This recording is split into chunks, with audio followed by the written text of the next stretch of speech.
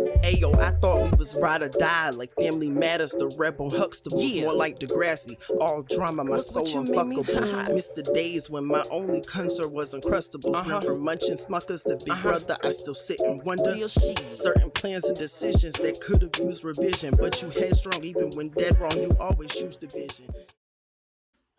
Hey you guys, what up, what up? It's your boy Tyson. We are back today for another video / episode of Let Me Relax. So today's video is going to be concerning the statement, I grew up black though.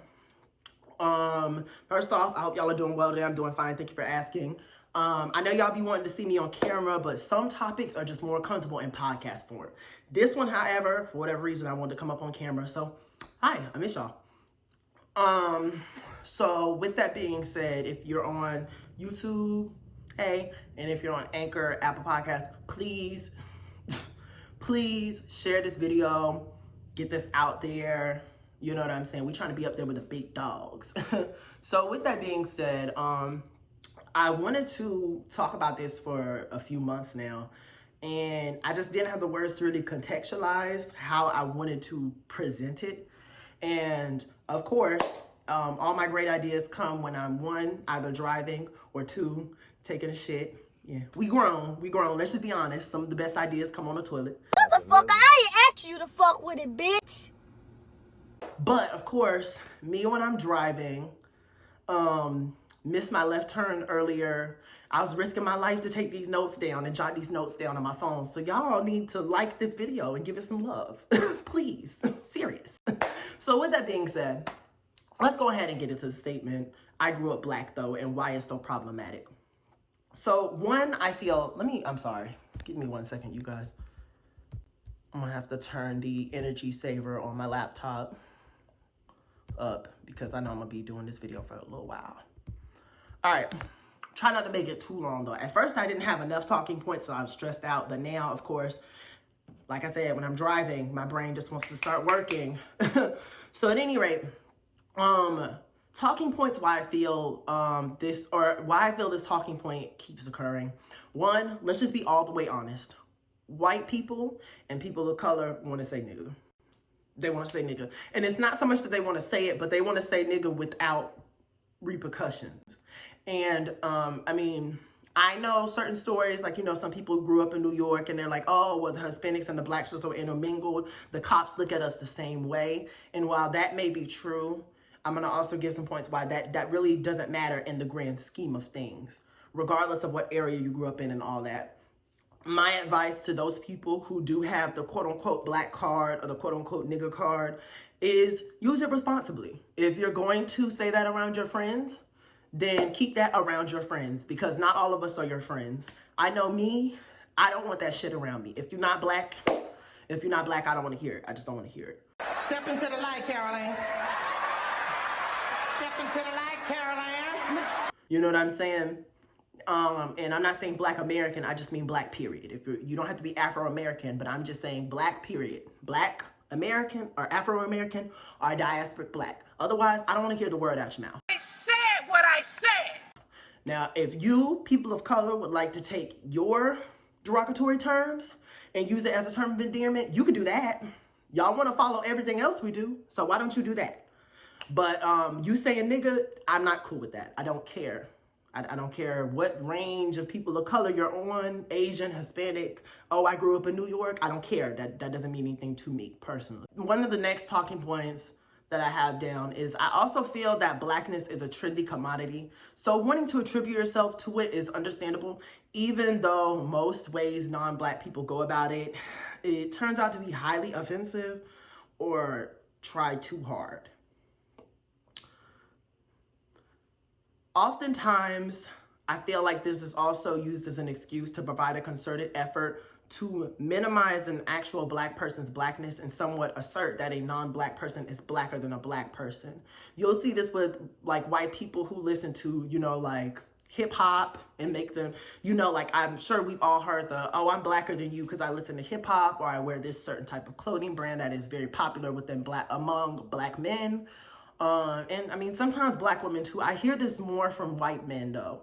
You know what I'm saying? The Post Malones and the Paul Wall types. I hear that more from them.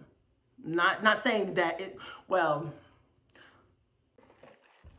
not saying them necessarily, but you get the point of what I'm saying. The thug white boy, white chocolate aesthetic that some white boys tout around. I hear that more from those types of white boys than anybody else. So aside from the white females who think that, you know, they can take Tyrone, you know what I'm saying? Take your man, basically. So actually, I guess it does manifest in different ways, you know, in between white men and white women.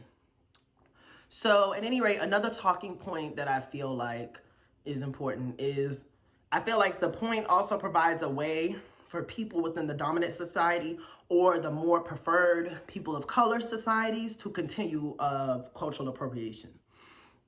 And I feel like we live in a world where society teaches us that bad is good and good is bad.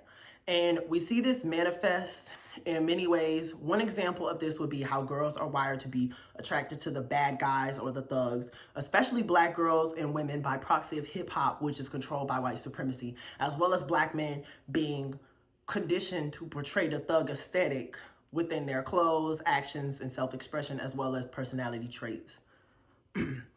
So, and that's in line with the whole action of quote unquote acting black, you know what I'm saying, using that as a form of commodity. And I feel like that manifests in more ways than just the example I stated, but you get the gist of what I'm saying. Now, moving on to the bulk of the problem with this statement. For one, this ignorant statement ties blackness exclusively to poverty, in the same way that saying talking white, which, you know, some black people say that as in talking proper, or you trying to act white, you sedity, ties whiteness into speaking proper, thus tying whiteness into what is the standard to be politically correct. So that's one that's one big problem that I have with this statement.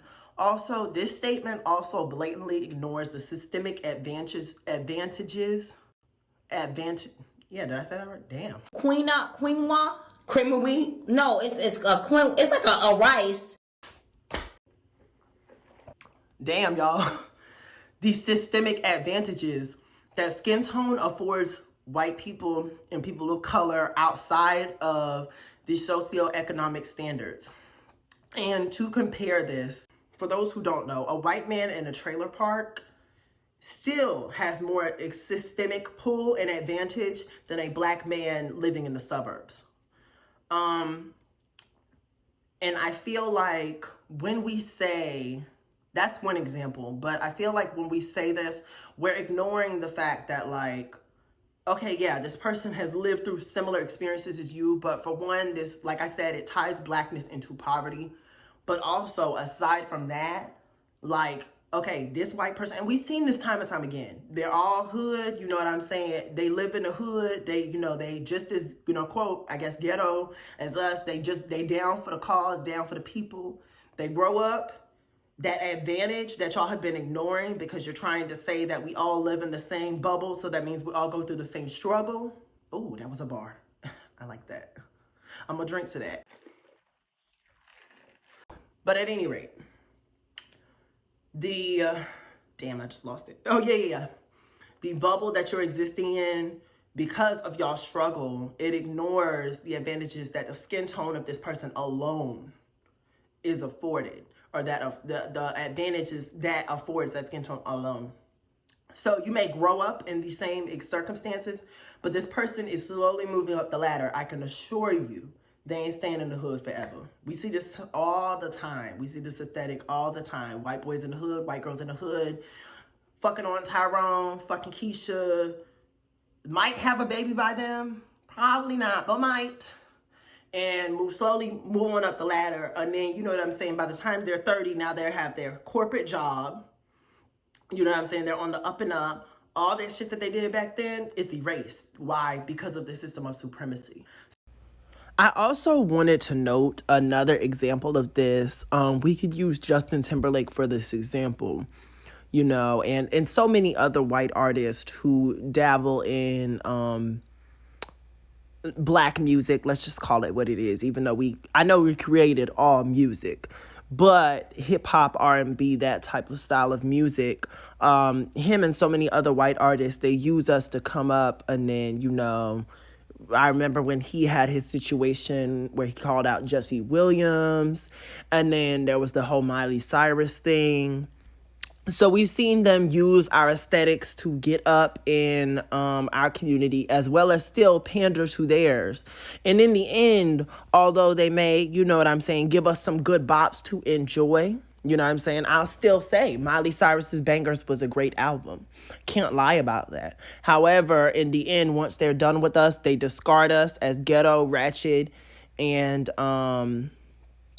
move on to their own community. So even with y'all being on the same starting grounds, it doesn't equate to y'all being in the same circumstances. You know what I'm saying? Like I said earlier, a white man in a trailer park still has more systemic privilege than a black man in the suburbs.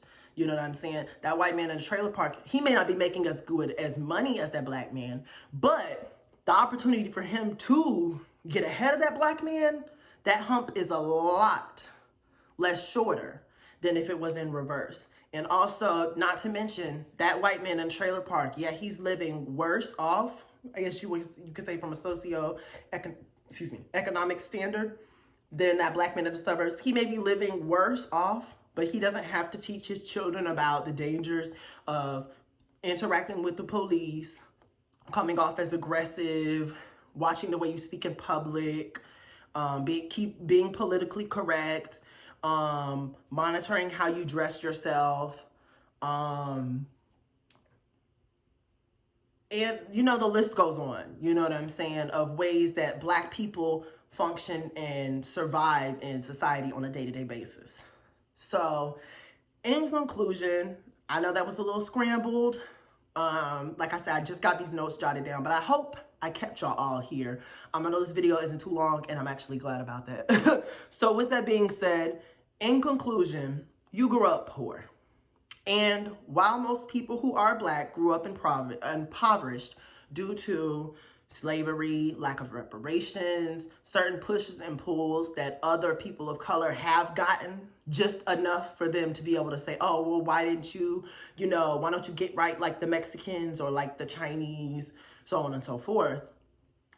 While most black people are impoverished due to some of those circumstances, as well as others, you know what I'm saying? Poor money management is a thing.